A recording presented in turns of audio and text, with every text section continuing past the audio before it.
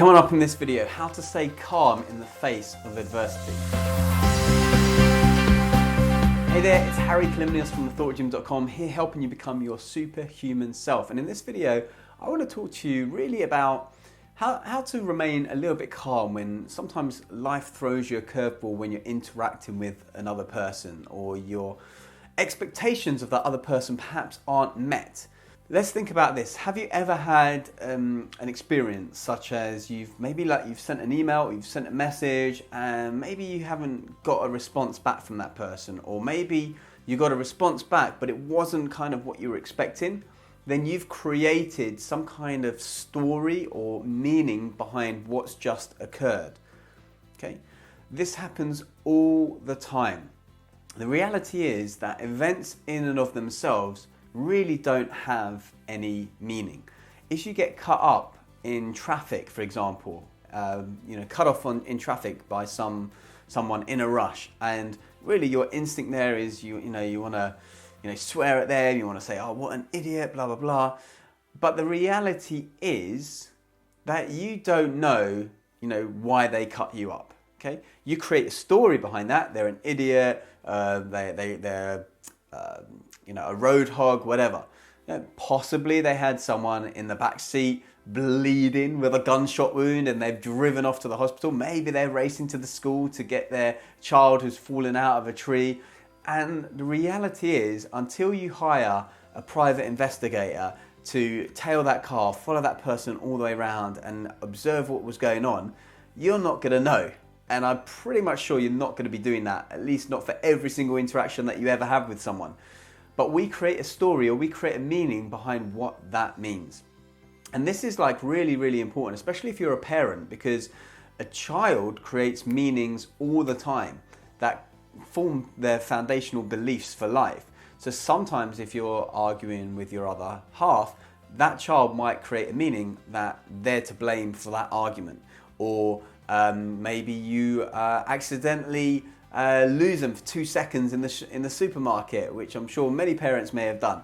And then they think, well, okay, maybe my parents don't love me, whatever. I'm just making these things up, all right?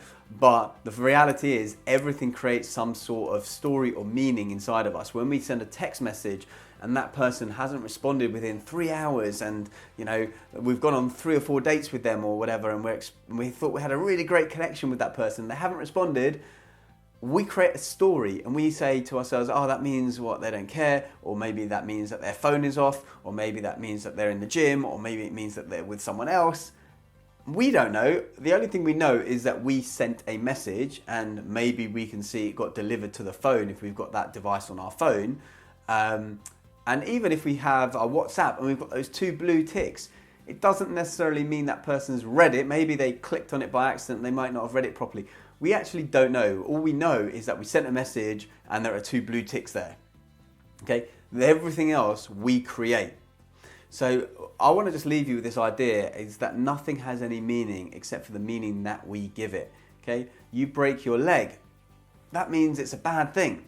Yeah, does it? Right? Maybe you got to get drafted for war or something the next day. There's this fable which I quite like, which I think I'm going to paraphrase it a little bit, but a farmer who's got like a stable or something like that, he finds this wild stallion, and his neighbour says, "Oh gosh, aren't you lucky? You've found this amazing wild stallion in your midst."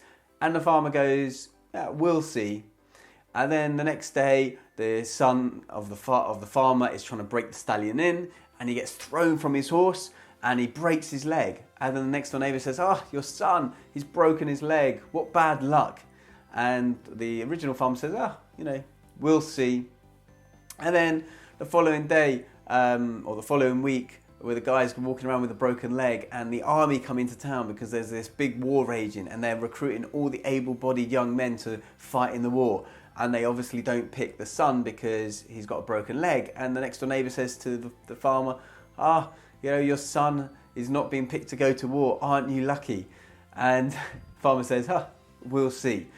The reality is, none of those experiences were good or bad. It was just what you perceive them to be, right?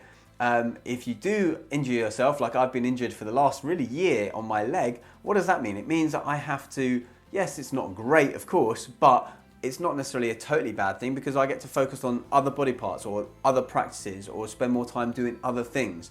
So it doesn't mean anything except for what we give it, okay? Nothing has any meaning except for the meaning that we give it. I hope that makes sense to you. I know it will eventually when you mull it over. Please do comment. I love hearing your comments down below. Please do also share this. I think it'd be really valuable for your friends and family to hear as well. Nothing has any meaning except for the meaning that you give it. Until next time, remember to like and also subscribe to this channel, and I will see you very soon. Stay strong, stay super. Bye-bye.